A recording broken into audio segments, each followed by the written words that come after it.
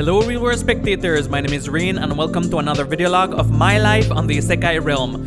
This is entry number 53 and today I want to start working on a very grindy long-term project. I've sort of mentioned it on streams before, and that's to make a full netherite beacon. So we have this amount of ancient debris here that we've collected on streams before.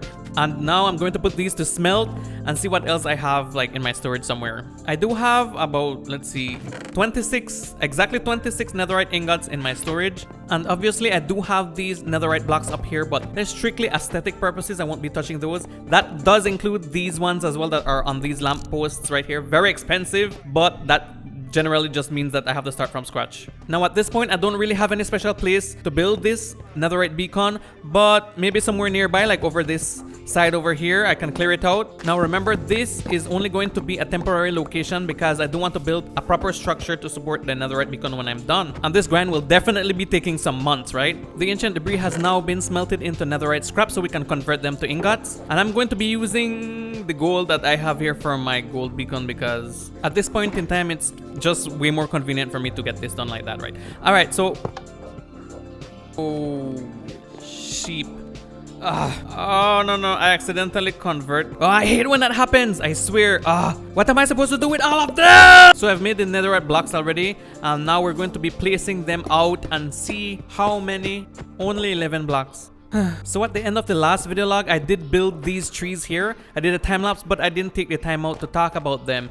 I designed these myself and I'm very proud of them. The block combinations, everything, it looks really nice, right? But the reason I'm addressing these now is because I do want to build some more of these trees right in this area that I already have set out. And as you can see, I have this entire wall area built already. I actually did this a while back on a stream, and I do think it would look much better if I build some of the same green fluffy trees right here. Reverse time lapse, let's go!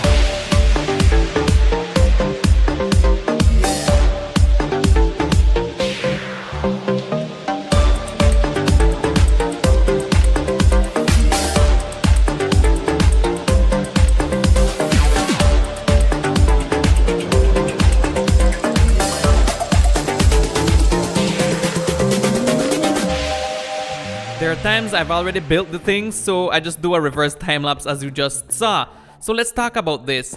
This was my idea for this section here, and as you can see, it does look like it's overlapping a bit, just like the roofs are over the road right here.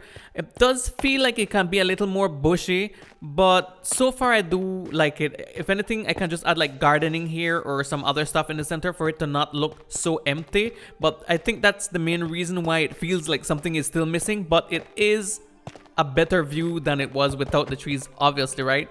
So these look really nice right here, and I can't wait to add these types of trees that I designed myself in other areas of my base, right? So here is a lookout area, and we have the stairs coming down. As we come down, it reveals the buildings between the trees and all the leaves, all the foliage, and it does look really nice. I'm proud of this. But one thing I haven't seen yet is from above. How does it look from above? Absolutely spectacular. I love it. I love it so much. Honestly, I feel like I want to add more trees, but I don't want to have it too overcrowded. Alright, so this is the last time you're going to see me build any of these trees on a video log. I'll just build them in the background or on streams from now on. So if you want, you can follow me on Twitch at twitch.tv/RainOTFH. Yup, follow me now. It's been a while since I've revisited King Monshon house, and there are some things that Hello, Forbidden Piñata? Yes, I'm very tempted. Guys, do you remember that time like long ago when Raskatchuan and I... Let me just show you. Whoop. You know what? I won't do it. It doesn't seem right. Anyway, back to what I was saying. I do want to build somewhat of a town council. I want a panel of different villagers in here. So I'm going to have a large table built in here and basically have a panel of different types of villagers, and they're going to be in charge of making certain decisions for the town. And so I have to go around and actually go to the different villages in my domain and see if we can generate some interest. I'm so tempted. Why? Forbidden Piñata. Okay, you know what? I'm not bad. I'm not all bad, okay? I'll leave your llamas there. I won't touch them. I'm leaving, okay? I'm leaving.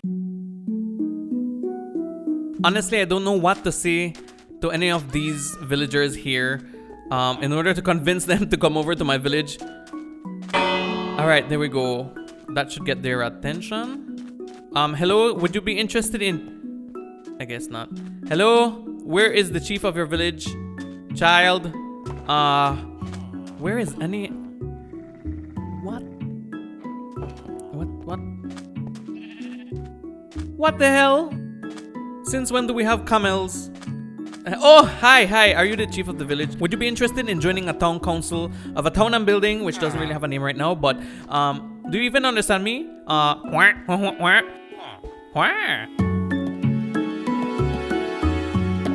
Captain Crunch, my friend, it's been a while, and as we've discussed before, it's time for us to make the council. And your fellow villagers will have access to my town whenever they please. They can set up shop, establish commerce. Okay, this village is a bit of a distance away, so I'm not sure how I can get them to come over, but I hope I can. Excuse me. Hello. Alright, so the thing is with these types of villagers from these types of villages is that... Hello, excuse me, hello, can I get a bit of your time? They do like to be isolated. Alright, sir, can you spare some time to hear about our Lord and Savior? Much like the Snowy Tundra village, this village here is also remote. So, sir, can I interest you? Please, can I interest you in... What's going on? What is going on? Okay. Goodbye. What's going... Ah! I was looking for a swamp villager, but I found myself in the weirdest forest that is very hard to traverse.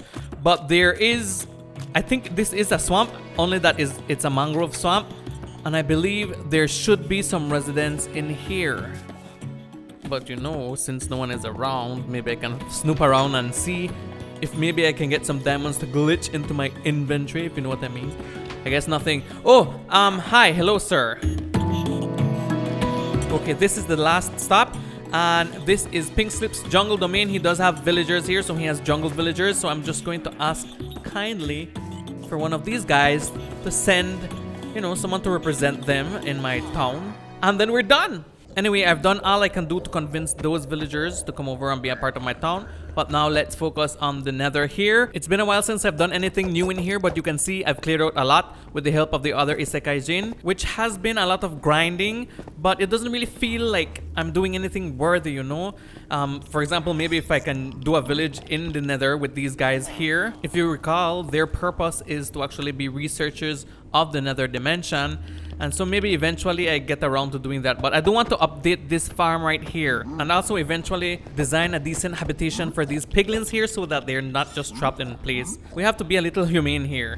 I will be working on a project right now in the nether, but this is still in regards to building a netherite beacon. So the idea is to build a redstone contraption that would make it much easier for me to procure ancient debris. And if I'm being honest, maybe the strip mining has been very useful when I'm doing it on streams. But I do feel like we can be a little bit more efficient when gathering ancient debris. So maybe constructing and utilizing a contraption that detonates TNT would be more advantageous. Unlike the branch mining where you just dig all the way straight down on one level, the explosion of the TNT levels above and below where it detonates from this dispenser right here. Alright, I'm almost done. And let me just clear out a bit here. I sort of tested it already, but I made some mistakes. So if I clear this out so that it can pass through and then shoot an arrow at the target over here, it should go forward. Alright, now let's try it with the TNT in the dispenser. Hopefully it doesn't blow up the machine itself. It seems fine. And yup, it's a success. So this is the redstone contraption that I'm going to be utilizing for this project. So I cleared out an area in the nether and I decided to build 3 of these spearheads right here, these tunnel bores. And the only thing that's left is to put all the TNT inside of these. The way the tunnel bore spears are set up is by activating the first one, and then we have all the others connected via slime blocks and an observer, which will activate the other module here, sending it forward, and then the slime blocks send this one forward as well. So then we have 3 tunnel boards to, you know, cover a wider area of explosions so that we can have more chances of exposing the ancient debris. Wait, what happened?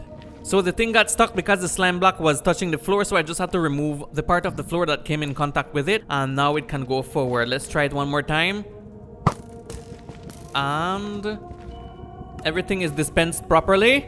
Explosion. All right, perfect. Perfect. I like it. I like it. Let's do it again. Going forward.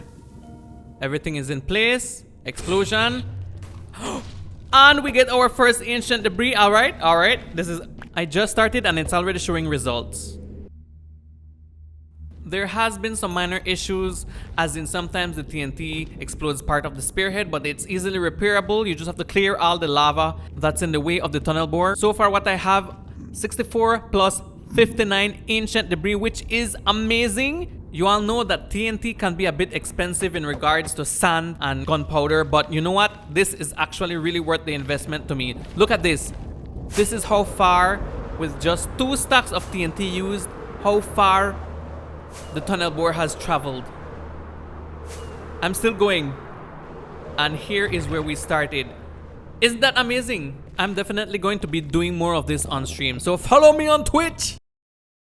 Since we're working on the nether, why don't we go ahead and work on this area like I mentioned earlier, that there are some changes that I want to make to this farm. And you might be asking, Rain, what can you possibly do to improve this farm? Well, nothing much. All I can do is actually change it aesthetically, and the idea that I have is to make one of those green pipes like in the Super Mario games. But for me to do that, I'm going to need a lot of copper, and it's going to be more than what I have in here. So that means I actually have to get some of the ore that I have stored in here and actually use fortune pickaxe on it in order to get a ton more from it. It's a good thing the drop rate when using fortune is really high. After smelting the raw copper, we convert the ingots into blocks of copper. And then the next step will require me to have some open space. Fortunately, Raskatron's base area is perfect for that. So what I need to do is I need these copper blocks to oxidize, so they will gradually change color as they get weathered. So yeah, I have to space them out a certain way in order for it to work properly. Let's see, we can see this one is already oxidized. I've placed down as much as I can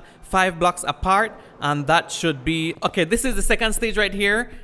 Looking good. And this is the final stage. This is exactly the color of the block that we're looking for the pipes in the nether. This patina color looks really nice. Alright, so let's collect these and start building. Changing the block color palette of this farm is just the first stage of a project I have in mind called the lava ducts. So we're going to be using prismarine blocks as well for that. Another name I have for it is the magma ducts. So in the comments below, please guys, let me know whether you like lava ducts or magma ducts better. Just let me know in the comments below. So this is what the top of the pipe looks like, and this is what the bottom of the pipe looks like. But wait, there's actually more. Something that you can't see because it's hidden within the netherrack ceiling. Let me actually go ahead and show you. Alright, so this is actually the project that I was talking about, the so-called magma or lava ducts. This is another pipe that I built right here, and what's special about this pipe is that it's connected to other pipes within the ceiling of the netherrack, and the plan is to have them go in many directions and also be hidden, right? This is also an exit out to the surface of the nether. As you can see here, the pipe comes out in lava, much like in the Super Mario games. It's just like that, but you know, a little more three-dimensional. For now, I have built 2 other directions that the pipes go to. So we have this direction here. I'm going to show you at the end of this one, leading back over to the farm, to the guardian farm that I updated. So this one is connected to that. As you can see, this is the portal. This is the drop-off point for the guardians to enter into the nether side, and I ensured that I sealed it off with glass so that we can actually view it in order to ensure that nothing is broken and everything is working as it should. Alright, so why don't we go ahead and give it a little test drive and see that everything is working properly and we won't have guardians spilling out. All right, for a second it looked like they were about to phase out of the glass, but it looks like the glass is actually keeping them in, which is good news for me because that means that this project is successful and I will continue working on it on streams. Okay, that looked really weird just now. That was so weird. So I will be working on other tunnels just like I have here. They're all going to be spawn proof so we don't have to deal with the dangers of the surface. And I already ensured that would be the case because you can see it's slabs that we have up here all over. So nothing should spawn, not even magma cubes, nothing at all should spawn. So it's completely safe. Alright, so this is a success. And I'm hoping we have even more success. Yes, yes, yes, we do. Alright, here we go. Are they all here? Perfect. One of each villager has made it over as a part of the new town council. Oh, I need to find a name for my town. And I do have some ideas. But in the meantime, let's acquaint ourselves with our new villager friends. Here we have Ramil Al-Khalwa from the desert village, Glaucus Lowland from the plains, PB Crunch from Taiga, Ishtal Balam from jungle, Hadiza Velt from savannah, Stribog Marsh from swamp, and Ayaz Snow from tundra. Nice! This is so okay, so I have some big plans and I'm so excited about it. I can't even contain myself at the moment.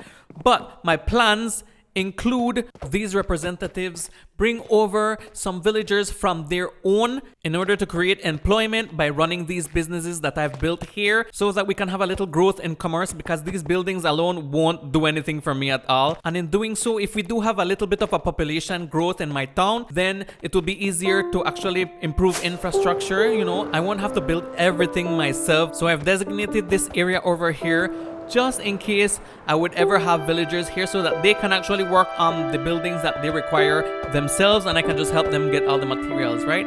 Oh, also, this tree I never did show you guys, but I've been working on a different tree design and I really like how this one actually turned out. But all of these things are for another time, my friends. That's all I have for you. Thank you guys so much for watching. I really appreciate it. I'll see you around again.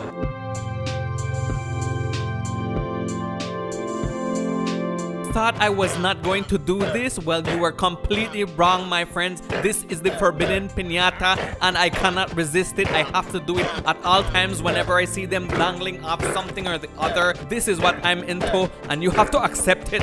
This is not real. These are not real animals. So just get over. You know what? I'm not that mean. So I'm going to heal them. You know, they just, there we go. All done.